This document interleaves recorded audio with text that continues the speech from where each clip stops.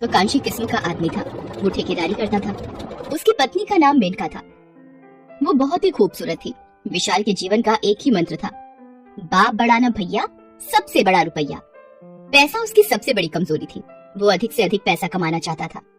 पैसा कमाने की चाहत बुरी नहीं है, लेकिन इसे किसी भी तरह से कमाने के बारे में सोचना गलत इरादों और गलत कामों को बढ़ावा देता है। कुछ मजदूर बिल्डिंग निर्माण का काम कर रहे हैं। विशाल उनके पास ही खड़ा उन पर नजर रखे हुए है। अरे क्या कर रहे हो, क्या कर रहे हो तुम लोग? इतना सारा सीमेंट मिलाओगे तो मैं तो कटोरा लेकर भीख मांगने लगूंगा। साहब, इससे कम सीमेंट लगाएंगे तो बहुत ही कमजोर बिल्डिंग बनेगी। हाँ, वो कभी भी गिर जाएगी, बता रहे। हाँ। अरे ओ सोशल वर्कर, हम कोई ताजमहल नहीं बना रहे जो सालों साल टिके रहे। इतनी मजबूत बिल्डिंग बनाकर हमें अपने ही पेट पर लात नहीं मारनी है। सामान उतना ही लगाओ जिसमें 5-10 साल बिल्डिंग टिकी रहे। 100 साल तक चलने वाला बनाओगे तो हमारे तुम्हारे सभी के बीवी बच्चे भूखे मरेंगे। विशाल ये गोरख धंधा सालों से कर रहा था और इस काम के लिए वो बड़े बड़े अधिकारियों को समय समय पर मोटी रिश्वत भी दिया करता था। इस कारण ज्यादातर कॉन्ट्रैक्ट उसे ही मिलता था। उसकी पत्नी को उसकी पाप की कमाई से नफरत थी, लेकिन अगर वो कुछ बोलती तो विशाल उसे भला बुरा कहने लगता। दुनिया में अगर सबसे हसीन कोई चीज है तो वो है ये दौलत, ये नोट, ये 1000-500 के नोट मेरी महबूबा की तरह है। ये कहते हुए विशाल उन नोटों को पागल की तरह चूमने लगता है। चूमते चूमते ही वो अपनी पत्नी मेनका को आवाज देता है। मेनका, अरे ओ मेनका, अरे कहाँ मर गई तुम? तुम्हें शराब की बोतल लाने को कहा था ना? इतने में मेनका वहाँ आ गई। उसके आते ही विशाल उसके हाथों से शराब की बोतल ले लेता है और उसे ही मुंह में लगाकर पीने लगता है। ये क्या कर रहे हैं आप? भला ऐसे कोई शराब पीता है? देखो मेनका, पत्नी हो पत्नी की तरह रहो, बाप मत बनो। वैसे मैं तो अपने बाप की भी नहीं सुनता था। अपना नहीं तो कुछ मेरा ख्याल तो करिए। तेरा ही तो ख्याल है मेरी जान, इसीलिए एक नया फ्लैट खरीदा है। इस हफ्ते हम उसमें शिफ्ट होने जा रहे हैं। अरे अभी तो 6 महीने पहले हम इस फ्लैट में आए हैं, फिर से नया घर? अरे तू बहुत बोलती है। तेरी किस्मत बहुत अच्छी है कि तेरी मेरे साथ शादी हुई। यहाँ तो लोग पूरी जिंदगी एक घर तक नहीं बना पाते और तुझे 6 महीने में ही एक नया घर रहने को मिल रहा है। वो कहते हैं ना कि समय एक समान कभी नहीं रहता। ये तो एक चक्र की तरह है, कभी निचला भाग ऊपर तो कभी ऊपरी भाग नीचे। लगातार विशाल खराब क्वालिटी के मटेरियल द्वारा बिल्डिंगों का निर्माण करवा रहा था। इस कारण उसके निर्माण कार्य में बहुत शिकायतें आने लगी। जिन अफसरों को वो मोटी रकम देकर अपना काम निकलवा लेता था, वो भी उससे पल्ला झाड़ने लगे। विशाल फोन पर बात कर रहा है। अरे सिंह साहब, ऐसा मत करिए, आप तो घर के ही आदमी हैं। लाखों रुपए मैंने आपको दिए हैं, इस बार ऐसा क्या हो गया जो आप मेरा टेंडर नहीं पास कर रहे हैं? लाखों रुपए दिए हैं तो मेरे द्वारा करोड़ों कमाए भी हैं, मुफ्त में नहीं दिए। इस समय मैं तुम्हारी कोई मदद नहीं कर सकता। विशाल को नए कॉन्ट्रैक्ट मिलने लगभग बंद हो गए। आमदनी बंद हो गई तो उसकी हालत पागलों की तरह हो गई, क्योंकि उसे हर दिन नोटों की गड्डियों को देखने की आदत हो गई थी। उसे पता था कि सिंह साहब चाह ले तो बहुत कुछ हो सकता है, लेकिन इस बार पैसे लेकर भी वो काम करने को तैयार नहीं थे। एक दिन जब सिंह साहब ऑफिस से निकल रहे थे तो विशाल उन्हें अपने घर पर ले जाने की जिद करने लगा। पहले तो सिंह साहब आनाकानी करते रहे, लेकिन विशाल ने जब पुराने संबंध का हवाला दिया तो वो मान गए। शाम को दोनों घर पहुंचे। विशाल और सिंह साहब बैठे हुए हैं। आप बोलिए, क्या लेंगे आप? आज पीने का मूड नहीं है विशाल। अरे सिंह साहब, आज आपको एकदम मस्त ब्रांड पिलाता हूँ। इसका नशा धीरे धीरे चढ़ता है और ऐसा चढ़ता है कि भाई साहब आप दीवाने हो जाते हैं इसके। हाँ। उसके बाद विशाल अपनी पत्नी मेनका को आवाज देता है। मेनका, अरे ओ मेनका, इतना देर क्यों कर रही हो? आज घर में मेरे सबसे पसंदीदा गेस्ट आए हैं, जल्दी से शराब और पकौड़े लेकर आओ। मेनका एक ट्रे में शराब और पकौड़े लेकर आई। सिंह साहब ने जब विशाल की पत्नी मेनका को देखा तो देखता ही रह गया। उसका गोरा रंग, उसके लंबे काले बाल, उसके होठों के पास का काला तिल, उसे देखकर वो अपना सुध बुध खो बैठा। विशाल ने सिंह साहब को अपनी पत्नी को ताड़ते देख लिया। क्या बात है सिंह साहब? कुछ नहीं, कुछ भी तो नहीं। फिर मेनका कमरे के अंदर चली गई, लेकिन सिंह साहब की नजरें जब तक वो अंदर नहीं गई उसी पर टिकी रही। सिंह साहब देखिए, मैं बहुत तकलीफ में हूँ। मार्केट से बहुत पैसा उठा रखा है, सभी तकादा कर रहे हैं। अगर कोई नया काम नहीं मिला तो बहुत मुसीबत हो जाएगी। लेकिन सिंह साहब तो किसी और दुनिया में ही विचरण कर रहे थे। वो सपने में विशाल की पत्नी को अपनी बाहों में भरे घूम रहे थे। विशाल क्या कह रहा था उस पर उनका ध्यान नहीं था। सिंह साहब आपने सुना मैंने क्या कहा? हाँ सॉरी विशाल, मैं कुछ और सोच रहा था। हाँ तो तुम क्या कह रहे थे?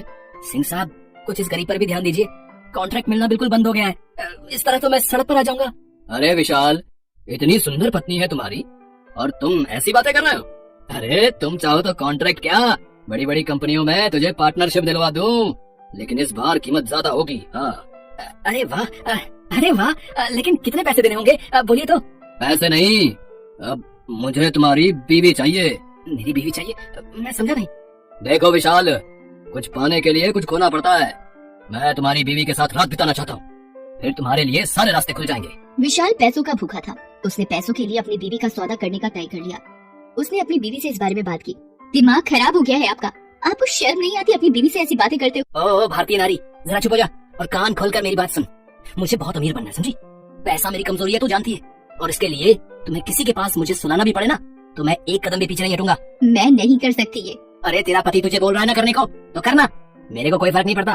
अरे मेरे साथ तो सोती है ना, बस समझ लेना तू मेरे साथ ही है। मेनका को विशाल पर बहुत गुस्सा आ रहा था। उसका मन तो कर रहा था कि वो कहीं भाग जाए, लेकिन वो चाहकर भी भाग नहीं सकती थी, क्योंकि विशाल उसे भागने नहीं देता। अगले दिन सिंह साहब आ गए। विशाल ने उन्हें अपनी पत्नी के साथ एक कमरे में बंद कर दिया।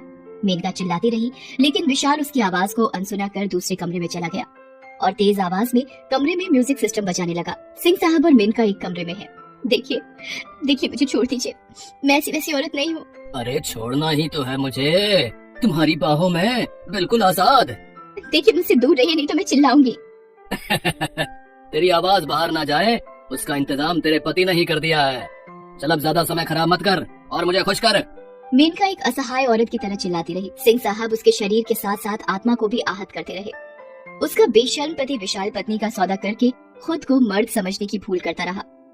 विशाल हर नए कॉन्ट्रैक्ट के लिए अपनी बीवी के सम्मान को ठेस पहुंचाता रहा। अब तो सिंह साहब के अलावा और भी कई लोग मेनका की इज्जत को रौंदते रहे। उधर विशाल नोटों के बिस्तर पर सोता रहा और मेनका कांटों के बिस्तर पर आंसू बहाती रही। क्या हो गया है जीवन मेरा, क्या जीवन हो गया है मेरा। घिन आने लगी है मुझे खुद से। मुझे आजादी चाहिए इस नरक की जिंदगी से। मेनका किसी भी कीमत पर वहाँ से निकलना चाहती थी, लेकिन उसे कोई मौका ही नहीं मिल रहा था। एक दो बार विशाल का मोबाइल उसे दिखा, लेकिन जैसे ही वो उससे किसी को कॉल करने लगी, पीछे से वो आ गया। लेकिन एक दिन मेनका को मौका मिला, जब उसकी पड़ोसन श्यामा ने उसके दरवाजे की घंटी बजाई। विशाल ने दरवाजा खोला। भाई साहब, वो थोड़ी चीनी चाहिए थी। कल मैं मार्केट तो गई थी, लेकिन चीनी लाना भूल गई।